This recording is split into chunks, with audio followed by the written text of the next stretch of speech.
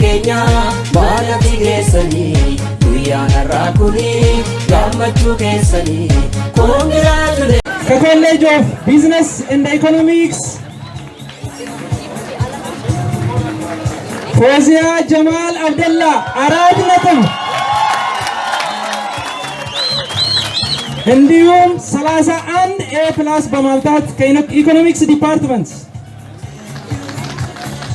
ከኮሌጅ ኦፍ ቢዝነስ ኤንድ ኢኮኖሚክስ ከኢኮኖሚክስ ዲፓርትመንት አሁንም ፎዚያ ጀማል አብደላ አራት ነጥብ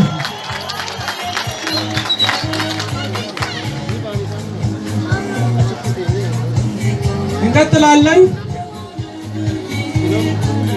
በመቀጠል የዩኒቨርሲቲው ሴኔት በወሰነለት መሰረት የዩኒቨርሲቲው የሴት ልዩ ተሸላሚ አለን። እቺ ተማሪ ባለትዳርም ናት፣ ልጅም አላት። ፎዚያ ጀማል አብደላ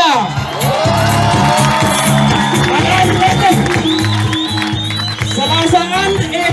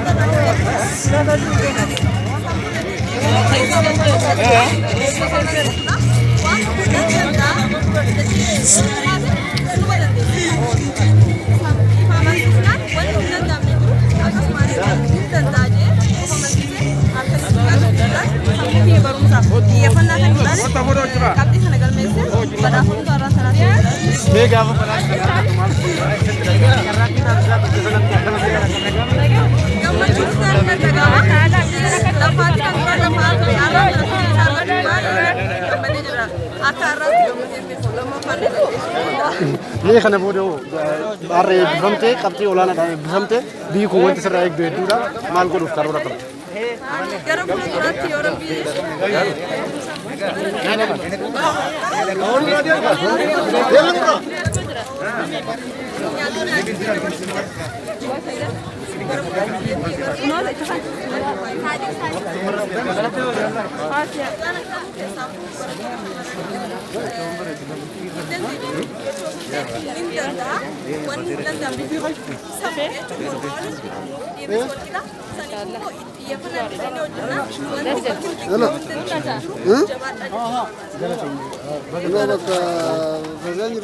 Keenya baala tigeessanii guyyaan har'aa kuni gammachuu keessanii congratulations hundumti keessanii congratulations hundumti keessanii eebbifamoon keenya baala tigeessanii guyyaan har'aa kuni gammachuu keessanii baala gammadanii hundumti keessanii baala gammadanii hundumti keessanii.